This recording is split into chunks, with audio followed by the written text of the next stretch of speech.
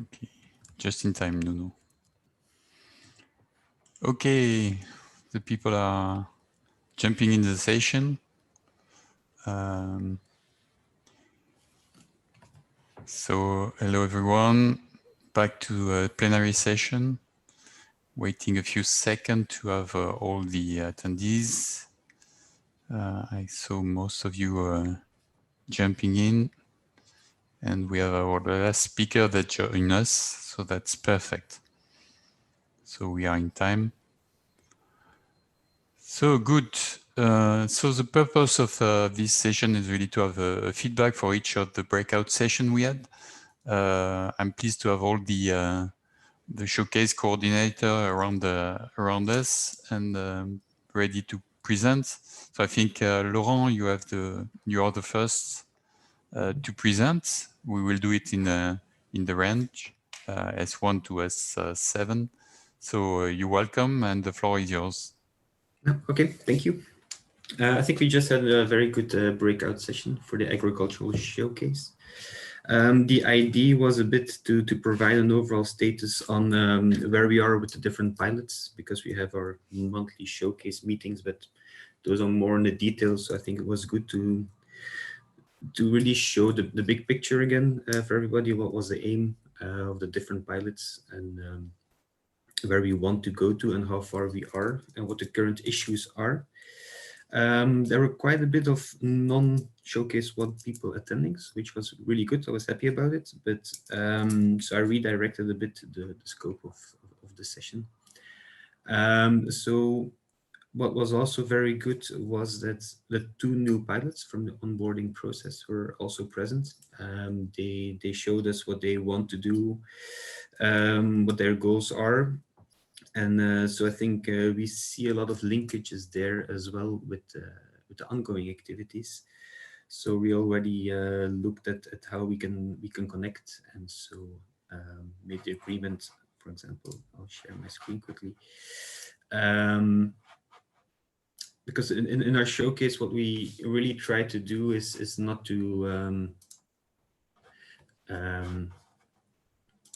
to treat each pilot as an independent pilot just by itself in the showcase, but we really try to maximize the synergies and the complementaries between the pilots, because the topics are in general somewhere related.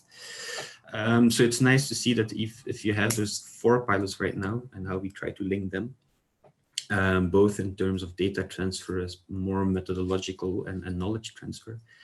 It's good to see that with the 2 new pilots that we have, they are very nicely complementary. There's some overlap, but in a good way with what we are already doing. So I think it's really an added value for our showcase, and I think it will provide some very interesting new insights. Overall, I think that the pilots are on track. There's some the progress is as to be expected, but also some delays as to be expected. But I think something we looked at in the beginning, but it's really starting to come out as an issue is really also on you saw it in the few pilots, is on data availability and data sharing, and I think it's something that's more general for the EO community as well. Like a lot of the things we try to do are blocked or slowed down by the availability of good in situ data, good reference data. We try to really focus on through the AgroStack platform to have a place where we can centralize all data that is freely available. But I think the big issue is making sure that the data that we have is freely available.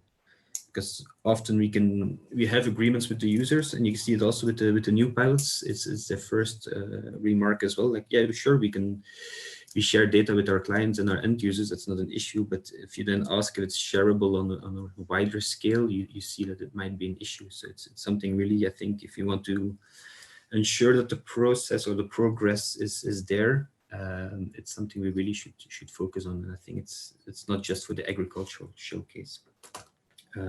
So I think that's one remark I wanted to drop here, because I think it might be important. I think that's a bit on what we discussed in our breakout session. So it was a good session. I was happy about it. Thank you.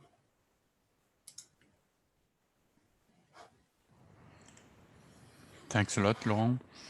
The next speaker will be Nicolas Pirrone. Hi, good morning. Yeah, we had quite interesting breakout session on health surveillance. Actually, I prepared let me see if, a summary, if I can share this just to provide to the large audience a reference. Yeah, this, you know, I have 2 slide summary where we are up to. You know, we have 3 pilots, just to provide you a quick overview where we are and what are the plans for the next 6-12 months. So what we have been doing in the last 1 year since the project started 1.5 years ago. And I think we have done a lot of progress, and we are in line with the work plan. And the pilot 1 already all the meeting just last week for the flagship. We had a kickoff meeting that is direct contribution to pilot 1 on Mercury for the Minamata Convention. And then we are ready to contribute, also participate to the Geo Week. But very importantly, in terms of reinforcing our relationship and interaction with the policymakers, we have a webinars planned already for the second half of November in the UNEP Freight and Transport Partnership and the Minamata Online Week. Then current interaction with the work packages and the other showcases. You know, we have done the work package 3 sprint assessment. We have completed the challenge 4, and the challenge 9 and 2 are ongoing. And the same applies, is ongoing for work package 4 and work package 5 on sustainability assessment. The first evaluation has been completed. Then we have also published the first paper on co-design, as was already highlighted by Sergio, the work package, the pilot leader. And then we have also, we are in place to reinforce our capacity to do outreach and dissemination. So we have been already, we have finalized the contract for a new entry in the team. And also we are preparing a paper for a special issue on co-design that we are organizing. So for the next 6-12 months, in terms of planning, we plan to complete a document on co-design approach under the Minamata Convention on Mercury, to improve, to have a full integration of in situ data in the Geo flagship for the pilot 1, and then complete the sprint assessment, especially for challenge 9 and challenge 2, and also to continue user uptake and the sustainability evaluation. This was quite discussed during the session about the possibility to have more sustainability after the, primarily when the project ends, and the interaction with the private sector. So increase our also contribution for the dissemination and outreach. And then the pilot 2, you know, is related to the persistent organic pollutant. There is a lot of work going on to support the Minamata Convention. This was clearly highlighted by the pilot leader Katka Sebkova and Yana Klanova. So a lot of progress has been done in terms of data management console and the data visualization, and also other utilities for import-export data, and as such to increase the services. So they've been contributing, you know, to different level in terms of user interaction. And then they had a meeting, the GC meeting in Geneva last year, and then a regional POPs meeting, a lot of meeting planned also for the 2021, as we can see here. So interaction with the conference of party, there is a plan to contribute to the global meeting, the COP10 of the Stockholm Convention in July next year. So this will also allow more visibility for this pilot, and also to support the global report for the assessment of the Stockholm Convention. So there are a lot of activity in terms also in the, to increase the linkages with the Geo work plan, in the framework of the Geo initiatives on POPs. And also specifically, there is an ongoing activity in the Goose for Health and also several ideas for community activities. And now the challenge, then we have the pilot 3. The pilot 3 is coordinated by Evangelos, and they have done a lot of progress, organized the co-design workshop that was very successful in July, a few months ago, and then user engagement taking place with the varying key users and for each component and partner. Developed a storyboard that was for each component, and there are DLR global component of a pilot service should be soon online available. FMI creation of maps for the Finnish cities and the provision for official use in reporting. So with compared with respect to government industry. And then was developed also a workflow. YASA completed the design of the citizen science aspect of the pilot. So the plan for the next year in the framework of the pilot 3 will be the combination of storyboards and the integration implementation of components into the common platform, and then cross collaboration and the replication between partners to enhance the synergies and commonalities of their services. Onboarding of additional cities to be included in the pilot, like the Bari in the south of Italy, that will be a new inclusion and extension of this pilot. And then also the formalization of a relationship with the key users and the expansion of user groups to include intergovernmental organization and other actors on this. So the discussion at the end of the breakout session was primarily which of the pilot would be ready to have an exploitation and interaction with the commercial sector in order to ensure sustainability of the product that will be and are under development in this showcase for health surveillance. And certainly the pilot 3 seems to be the more ready to go, but also the pilot 2 for the Stockholm Convention has developed a number of tools for data visualization and interaction with the policymaker. Regarding the Minamata Convention on pilot 1, this needs further work in order to make this available and easy to access for end users, but a lot of work is ongoing in cooperation with UNEP and the Minamata Convention Secretariat and several expert group. And I think we have consolidated the governance of the GEO flagship on Mercury just 2 weeks ago, nominating 3 co-chairs and focal point for each regional GEO. And this will certainly help the interaction of this pilot with the end user community at regional scale, besides the global scale that is primarily related to the Minamata Convention Secretariat and the UNEP as a whole and the Freight and Transport Partnership.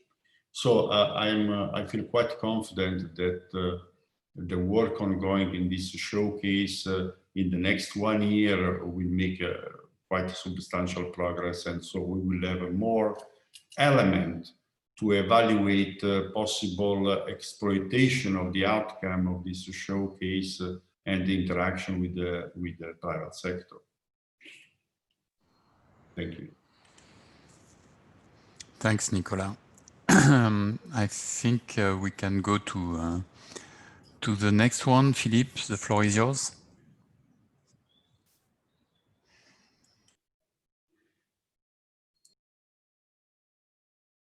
Philippe, you're mute. Okay. And you can open your camera also. Yes.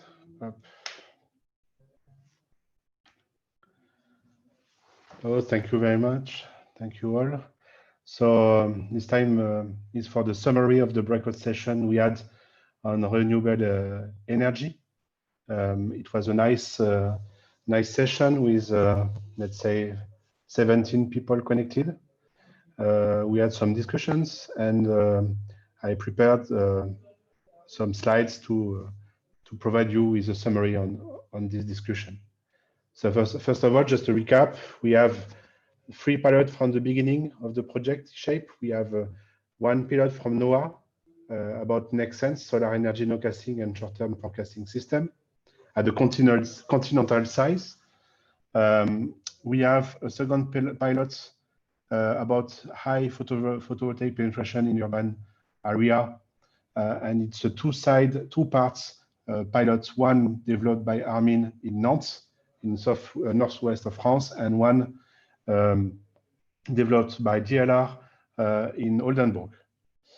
And we have a third pilot about merging offshore wind product from the Denmark Technical University, DTU. So, and now from the onboarding session we had yesterday, we have a new coming pilot, and it's about wind sites, the first class inputs data for wind energy models, not in offshore, but in onshore on the land.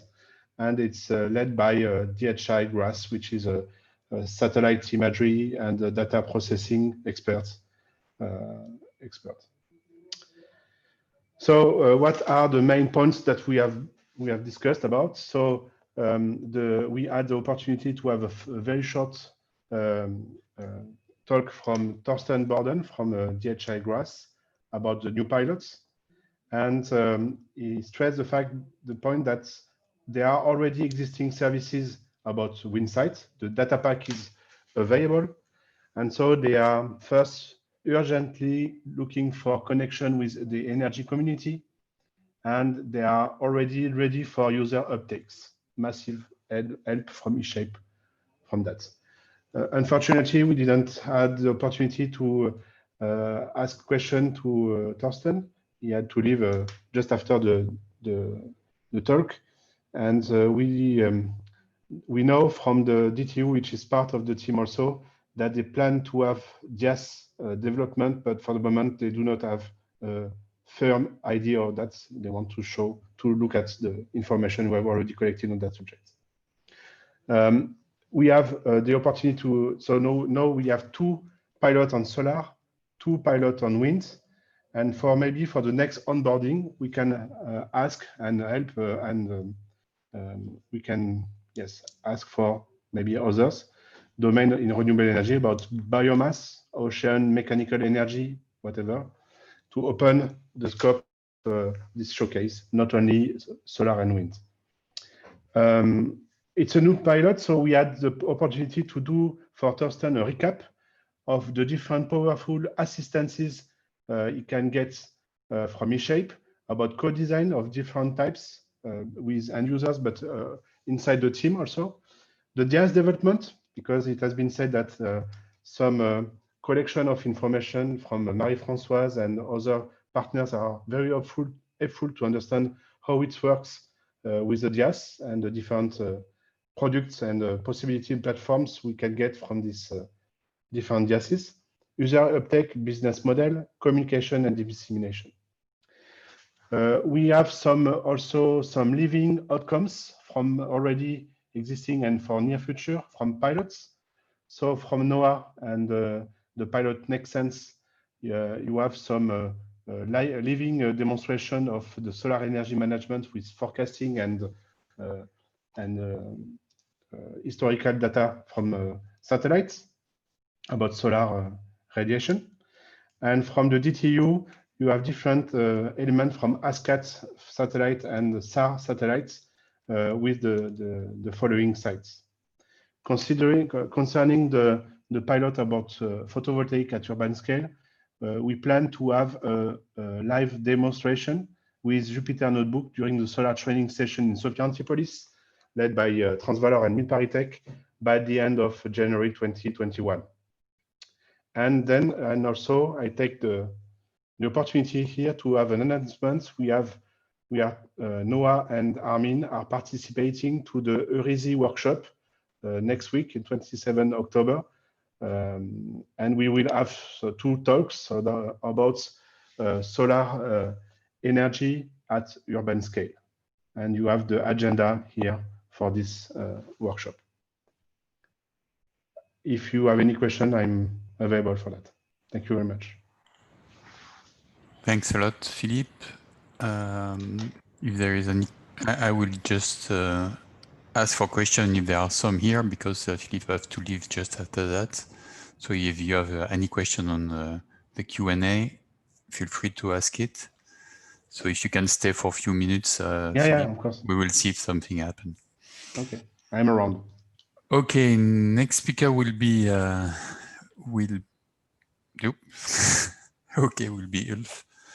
Ulf Mallast on the ecosystems. So the floor is yours. Thank you, Thierry. Well, the report of SC4 is a bit different today. We were asked to provide 3 points, basically, and I put here those 3 points, and 2 of those 3 points are basically quotes of Erwin Gore during the review process. The first one is the need to show and provide success stories. The second one is the important to outline efforts of pilots to make data available. And then the last one that I just, that is not belonging to Erwin, but one point I find very important is to get a feedback on both and how they actually are implemented from our end. So I've actually tried to fit everything I'm telling you now around those 3 points. But before I start, give me a chance to just outline again how our pilots, which is my space, my site, and my variable, how they actually interact with each other, because we don't have separate pilots. We have, let's say, one conglomerate of pilots that need to interact in order to have at the end something valuable that can be provided to our users. We have basically one outer circle and one inner circle. The outer circle outlines the interdependency between the pilots. So, for example, my site will collect information, in situ information, from long-term observatories, and will then provide these data that are harmonized and standardized to the other 2 pilots, which will valorize those in situ information and will then provide value-added calibrated data products from the observation area, which is my space. And the same thing goes for my variable, which will do the same, but not for EO data, but will use also EO data to provide or to create so-called essential ecosystem variables, which are essential, as the name says, for biodiversity, for example, monitoring, and yeah, those 2 points. Even though we have an outer circle, the inner circle is even more, let's say, important, because everything that will be provided and will be produced in those pilots will then be integrated in the so-called data integrator and will be visualized. So what we did today, and that's the first point that we come to the success stories, is each success story, each result was today presented. We have that is for MySpace, for example, the so-called VLab. That's a tool that allows the user to develop workflows that can then be easily implemented in any of the DIA systems. We also have the EVV data portal provided by my variable, where so far everything that is concerning the essential ecosystem variables, everything will be then collected and stored in this portal, and we will find a link between this portal and our integration system. And the last but not least one is, of course, the Deimos system, which collects information from any of the long-term observatories and puts around not only the name of the site, but also very valuable information on the site itself, in terms of operating, in terms of data, in terms of data policy, and so on. So all these have been the point for today, and all these more or less frame the first 2 of these of those points from Erwin. We do have those success stories. We just told you about that, and we do, and that's the main point for SC4. We make those in situ data available, and most of all, we valorize it. And the last point is again how we can actually have the sustainability. So what we had today is we invited one very important person for us, which is Thomas Dürnberg. He is a site manager of one of the sites we include in our data collection, and asked him about his feedback on our products. And this feedback, let me just take up my notes and read it out a little, was quite valuable. And let me try to read my own handwriting, which is sometimes, even though I'm not that old or not that bad, but my handwriting is quite, quite interesting sometimes. So what he said is what we have at the end is quite valuable for so-called cross-site analysis. So everything that we will provide information can be done with or can be used for those cross-site analyses. Also very important is the term or the point of data management, for example. So there is, every site manager has to, of course, have a certain data management, but if we help him or her on that issue, it will for sure reduce the costs. It will also, and work, for example, it also is very important to have one access for data access. So even though I'm only a site manager, I can just go to that portal and just access my own data that are standardized and harmonized, and can then be compared to others in Europe in our case. But it's also very important for interdisciplinary teams. So if we really have teams from a biological background and also one from the hydrological background, they two can work together, come together, develop own ideas, share even their codes, for example, in case they have have developed some algorithms. And this can then be done mutually instead of separately, based on what we provide as data platform here. And he also sees some critical points. For example, if we want to automatize the data workflow in terms of data are actually just given to us, we are harmonizing the data, for example. This can then possibly be done in an automatized fashion, but sometimes for some variables, this might not be as easy as we imagine it to be. And the last point, let me just turn my page here. Last point you also mentioned is even though we have at the end all those tools, which are quite valuable, as he pointed out, those tools require that we train the individuals, the managers, for example, how to use those tools to make them really valuable for them.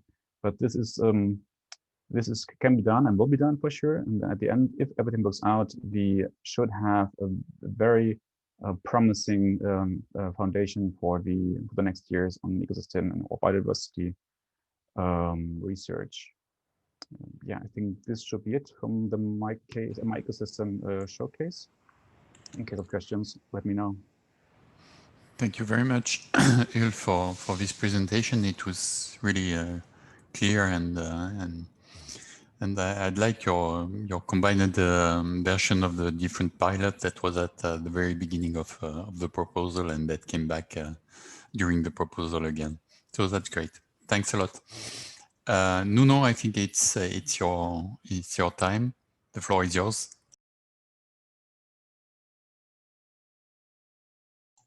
Yes, thank you very much, Thierry. And good morning to everyone, or good afternoon already for everyone. So in the water resources management, the layout showcase, the layout is a bit different from previous showcases. We are a very diverse bunch. We each are working in a very different set of pilots working in different areas within the water resources management thematic areas, going from the characterization of inland water quality and quantity in the pilot led by SMHI to the water flood mapping brought by LIST, the Luxembourg Science and Technology Institute, coastal water visibility and quality led by PML, the Plymouth Marine Lab, algal plume detections and monitoring brought about by CLS, and marine human activities monitoring and especially fishing activities monitoring brought by IPMA, the Portuguese Sea and Atmosphere Institute, and Deimos. We have this overall objective of increasing the current TRL of the applications to at least the TRL 7. Some of them are already in the TRL 7 and are looking to further and to improve on that TRL. We want to increase the number of users and develop a sustainable business model for each pilot. This to reply to a number of policies and agreements and geo-priorities that are that relate to water resources management. So going a bit towards the different pilots, I hope that you can see. Are you seeing the presentation of the pilots? Yes, you are, right? So if we talk about the first pilot brought by SMHI, it's focused on the development of a model of the app model that they have working at different scales. They want to introduce, and they are introducing already, different EO-based products to evaluate the outcomes of that model and to improve on the outcomes of those models. They focused in this first sprint to develop a model evaluation protocol that take into account the comparison of the model results with the remote sensing products for a first set of products. They will enrich that portfolio of EO-based products that they will pass through this protocol. That protocol was derived then into a paper that's already published. It was communicated to the OP6, and I think it's part already of the dissemination materials that are part of the project. So that's been the main focus of the pilot. Then secondary objectives are the engagement with additional users. They already have users from the Swedish water management authorities. They want to increase that user base, and of course also to bring some parts of the processing that they're doing into DS platforms. So all of that is illustrated in the slides that Elias presented.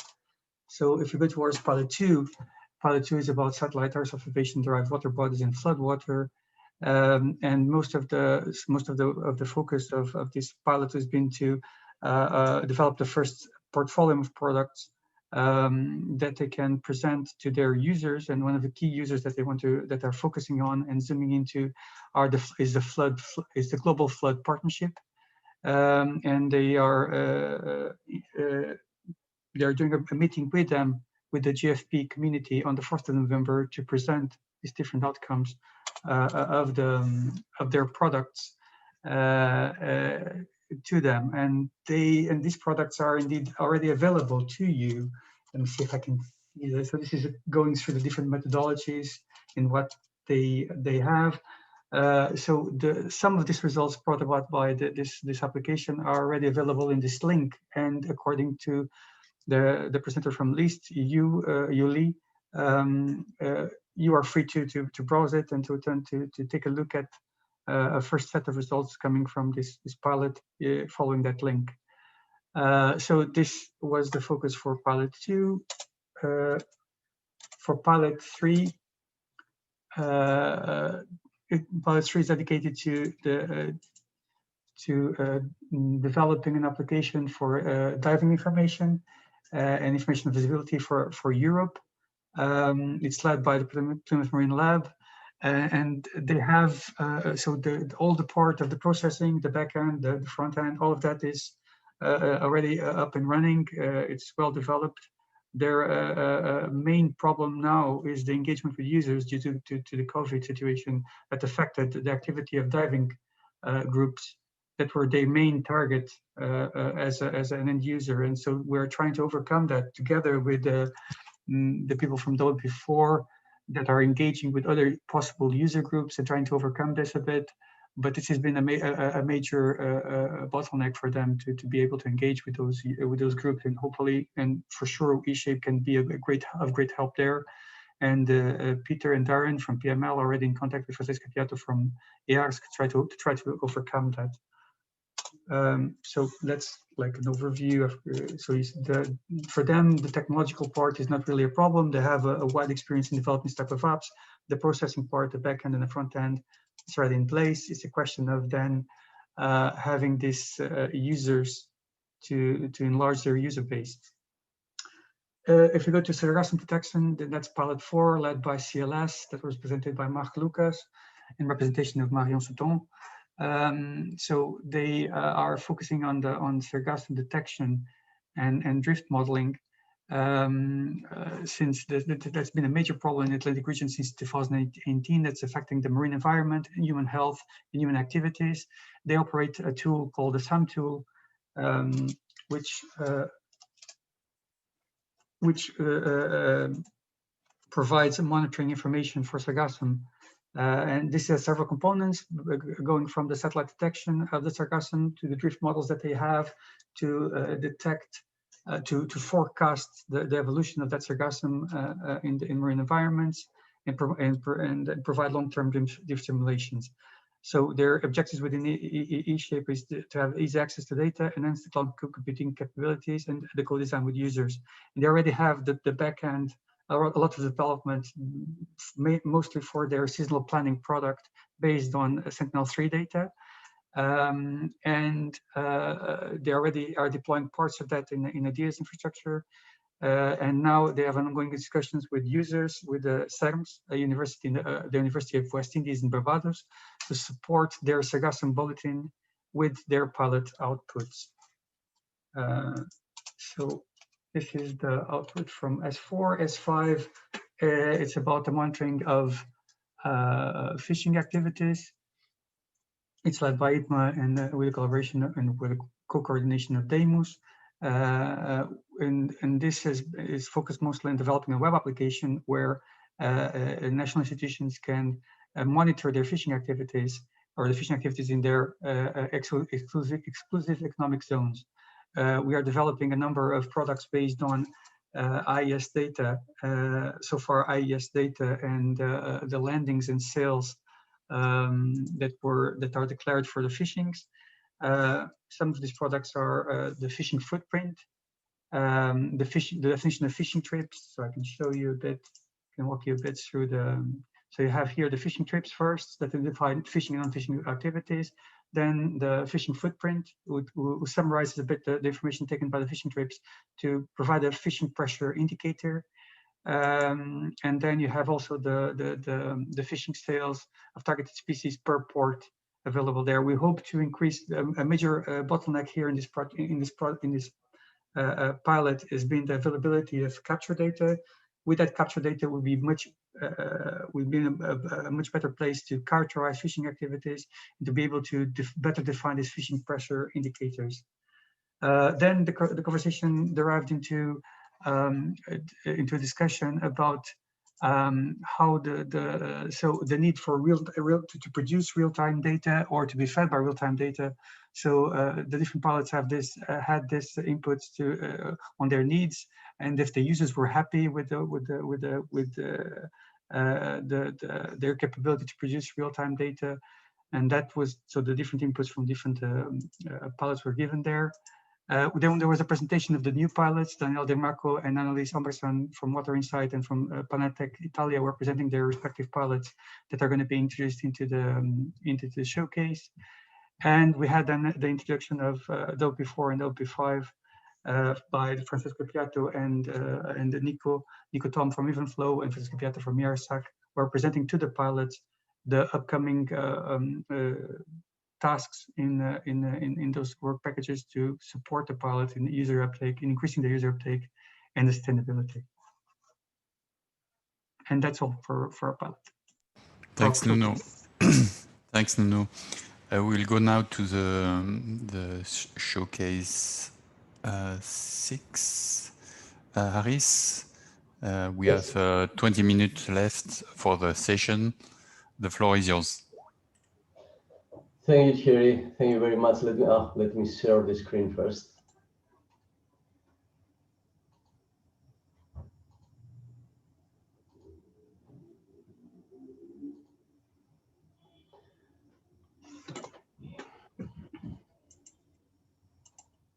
I hope you can see the screen now. Okay, before I start, let me say that we are experiencing some connectivity issues, actually, and my display freezes for a while.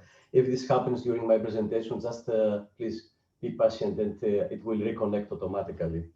Okay, today we had an interesting showcase, breakout session of the pilots of the showcase for disasters. And let me just recall that in the disaster resilience showcase, we have actually 4 pilots. Pilot 1, which is implementing the use of the Earth observation data for detection, discrimination, and distribution of volcanic ash. The pilot 2, which is actually towards blending Earth observation data with a lot of in situ data, sensor data, meteorological stations, so as to enhance modeling for hydrometeorological prediction. The pilot 3 is using synthetic aperture radar of Sentinel-1, big satellite data processed with interferometric SAR processors, so as to assess the geohazard vulnerability over big cities, but at the same time critical infrastructures. and the pilot 4, which is deals with the use of the Earth observation technology and weather modeling to render the agricultural ecosystems resilient and minimize the impact of disasters in the agricultural sector. This is the agenda of the meeting of today. So we have the presentation of all the 4 pilots, and we had an interesting, fruitful discussion in the end about the main points, challenging points, and the key points that are to be highlighted in this session. As key points that we have reported is the fact that today, from the presentation, we clearly show that all pilots are setting an effective strategy so as to go towards supporting the daily practices, not only of civil protection authorities, but also of key end users and economic sectors.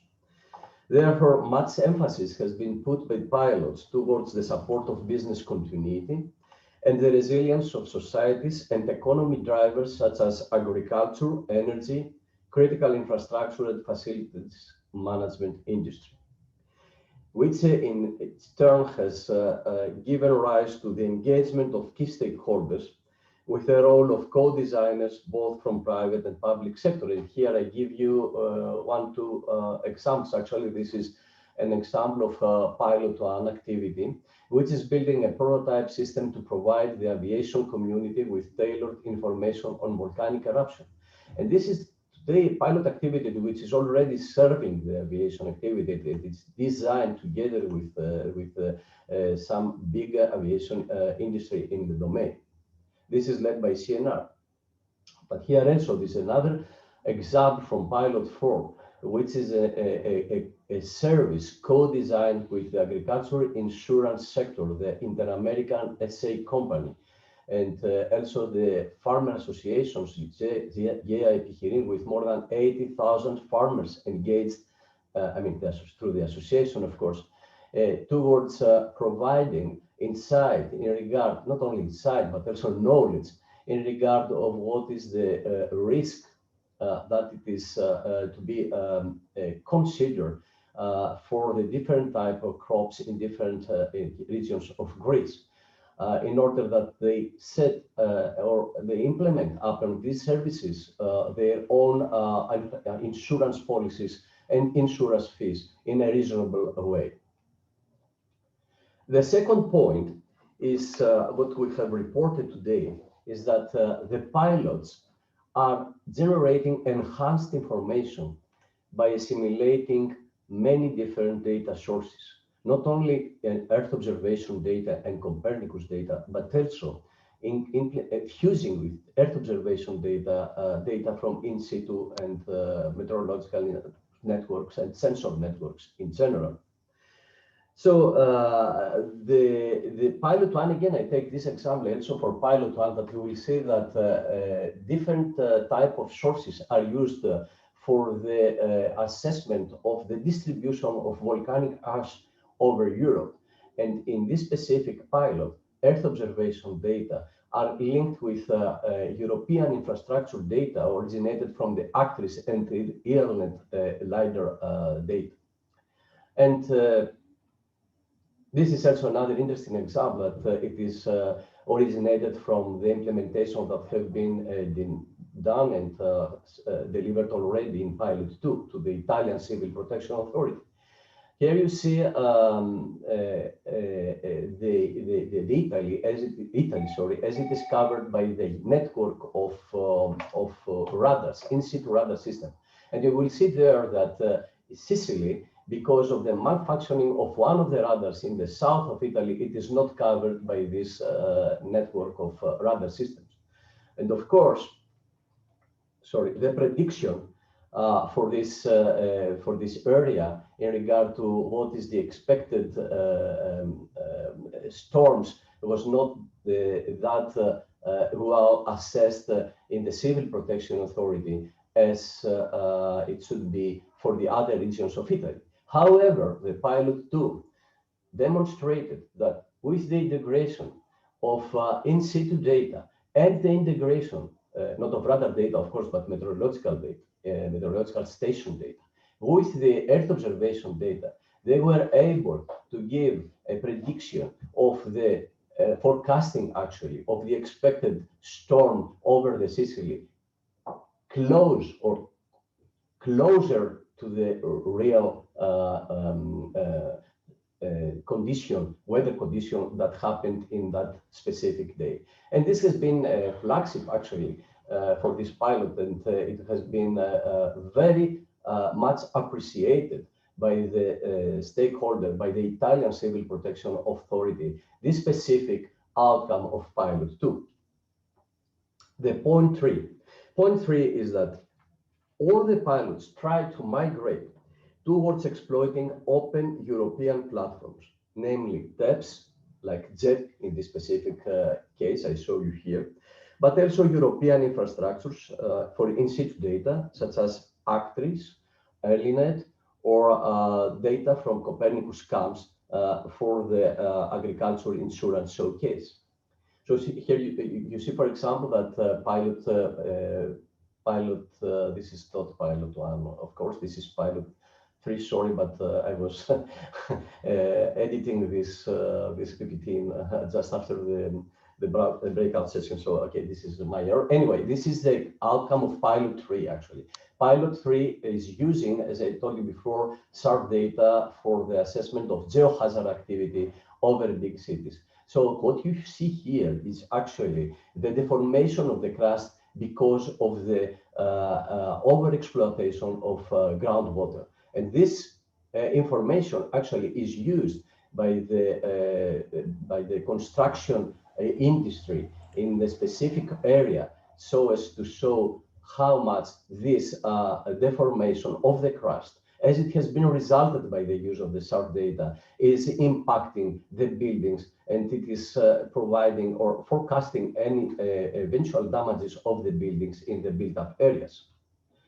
The same also is here. This is the pilot 4 activity, which is migrating towards exploiting as I told you before, the ERA 5 data from Copernicus, so as to derive diachronic information about the hazard occurrence, vulnerability of the areas, of the agricultural areas for the specific hazard, and the assessment of the risk of the crops. During the development of the crops in the season. Okay, before I close, I asked the partners, the pilots, actually, what have been the main challenging points for them.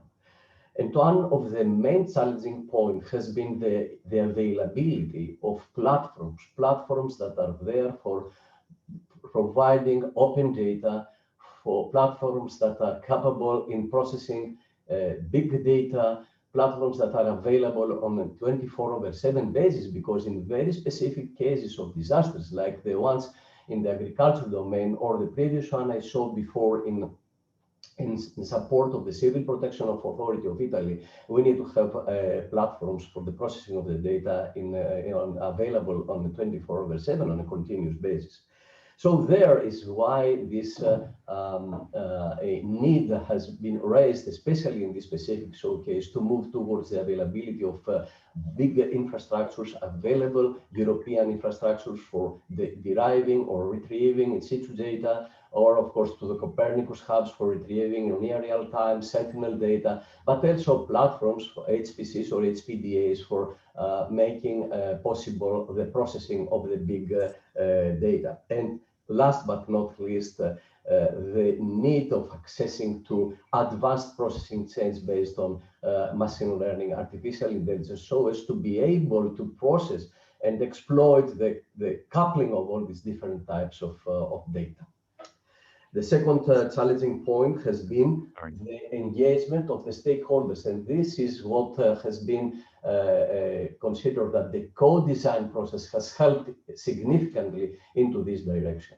And we all agree that the co-design process and co-creation process is the only way to move forward, as this is the only may say process for having the users and the stakeholders day-to-day trained, but at the same time, besides to the development next to us in the development of the service. And I think the last point, as a last comment, or as a conclusion, let's say, of this outbreak session is that we need it, Aris, because we are a bit short on time. Yes, just one word more. That this sprint one ends actually having the service providers learn how to develop things together with the co-designer, and that this process is started giving its fruits. So the next day, we believe that it will be much more promising towards the development of useful services for the stakeholders in all the 4 pilots. And thank you for your attention. Thank you, Aris. Mikko, I think it's you are in the starting block, so up to you. I'm in the starting blocks. Thank you. And I was sure that I will not have as much time as the rest, so I tried to put this all in very short slides. We only had, I think, 17 persons participating in the session, so it was mostly our teams and a few outsiders. But I think the good news and the interesting thing is that we are really getting to the phase that everywhere something of a web service is materializing. So for pilot 1, which is a little late because of this co-designer issue they had, for all the rest, we have something. So the DWD in the middle, for example, here has already a service where they have other things, and also now the E-shape material will come into that. The pilot 3, so this was urban cities being prepared for extreme weathers, extreme events. That is the service pilot number 2. In pilot 3, we had this harvest the season service, which has been up and running since May. We have some updates there that now the whole of Europe is being covered with data. We have added, for example, the forest. Just, I think, a few days ago, we added the layer of how much forest cover there is on 10-meter resolution. So it's a place where we are constantly adding stuff. Also, weather forecast information is now in there. But then pilot number 4, the hydropower from snow, which is mainly for this Kemijoki Oy specific customer who has many dams and producing power from water. So hydro energy, they have a specific service, and Jaakko has nicely got now a site already, let's say, almost ready. The data has still to be kind of filled into there, but it looks already quite well established. And then the pilot 5 with the seasonal preparedness. This service was already used for the tire companies in Finland to be prepared of when is this the week of where the winter tires have to be changed. So for the northern parts here, we already are having clear signals that they need winter tires. But just to go a little bit about what has happened in sprint 1 until now. So we did have this probable, the possibility to try to more do things combined, but because the Wikio version 1, which would have worked properly, was delayed, we only could start in the beginning of this year, and that meant for most of the pilots that they still kept on their own systems, and we pretty much had only pilot 3 clearly working from Wikio, so the harvest the seasons service. COVID-19 has also been quite a challenge in respect to the co-designers, because this kind of the need for a longer term seasonal outlook compared to now having something short is not very kind of clear in these places. I think a good example is the Academy of Athens service, where they were planning to do some tourist indicators for the seasonal outlook, so months ahead. But now that because of COVID-19, it's so unclear if you can travel in a few months' time, for example. So it's all about if someone would do some traveling or recreation on a few days kind of outlook. So we have to shift quite a lot the plans of what to do. But we have done that. And I think that's a really nice example of how we are co-design aware. But so these all kinds of other, say, uncertainties are more imminent at the moment for human operations than this kind of longer outlook that seasonal forecast could potentially be useful for. But I think on the positive side, this has also brought us as teams now more to look at the situation that what can we do together more. So the example I have here is that we do have in seasonal forecast, for example, already the Christmas Day forecast and 2-meter temperatures in these pictures. But seasonal forecast means we have 51 options. And I just wanted to present you to enjoy a little bit already the Christmas season, that there are 3 different options that seasonal forecast, for example, show us. These are bias adjusted, so the temperatures should be in the climatological logical area, because we used ERA 5 land and ERA 5 to fix the temperatures to logical ones. But I think it's really nice to see that we on one hand could have quite a winter in most of middle Central Europe, and we in Finland would actually not be in a normal winter situation. But then there are also these options where you have really good, strong eastern cold areas, as it's more used to be, or then even, and in these cases, sometimes even Spain could have almost all over, and Portugal some cold weathers. But these are, of course, seasonal predictions, so far ahead, so different. But it's really nice that we have these data sets now somewhere together. And actually, everybody of you, if you're interested, visit this site. This comes from the Wikio platform we have. It's used mainly for the Harvest the Seasons system, but you can look at the data sets by this grid GUI, which these screenshots come from, and check them out yourself. Thank you. That's all I have. Thanks a lot, Mikko. That's a very concise presentation. Thank you very much for that. So if you have questions, can you use the live Q&A? I think from the assistants, there are still a lot of people and they can ask some question. I am very pleased to have seen all this feedback from the different showcase. I saw that the work is evolving, and even since the review meeting we had in June, I see the changes and the evolution. So I'm quite happy about what I've seen. If there are any question on the live Q&A, let's wait for a few seconds if you are typing your question.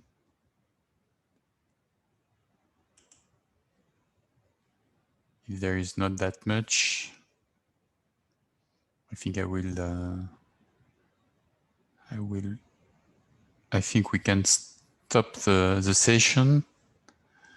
I would like to thank all the presenters because they did it in a quite rapid way. It's difficult to have all of this information, and we have a lot of to do to capture it. So Mikko is still playing with his pullover. Great. And so hopefully we will see you in the last session this afternoon. That will be an intense discussion on what kind of role we can have to catalyze all of the work we are doing in terms of platform, in terms of the need of users, and so on and so forth. And we will have a nice session with Gilberto Camara, with Jean Dussard, with representative Wendy Carrara from Airbus, which is handling platforms, with Gunther Landgraf from ESA. So I try to tease, and I hope to see all of you, and also some presentation coming from Vito as a users, and also Marie-Françoise will give us some insight. I hope that you will join at 2 p.m. and so have a good lunch and see you then. Bye-bye. See you then. Thanks a lot.